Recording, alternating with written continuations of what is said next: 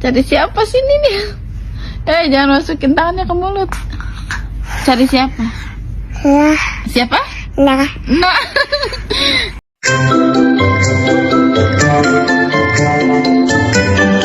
Ada-ada saja tingkah anak Raffi Ahmad, bangun tidur Rayanza Cipung langsung cari Amina. Anak kedua pasangan Raffi Ahmad dan Nagita Slavina ini tidak henti-hentinya membuat publik gemas dengan kelakuannya.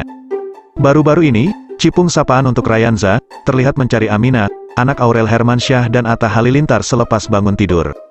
Cari siapa? Ujar Susrini, pengasuh Rayanza, dalam unggahannya di media sosial.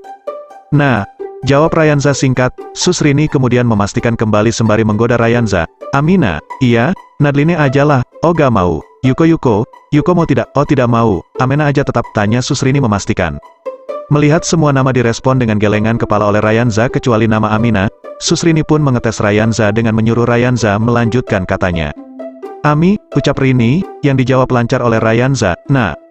Iya semua temen ya, ujar Susrini.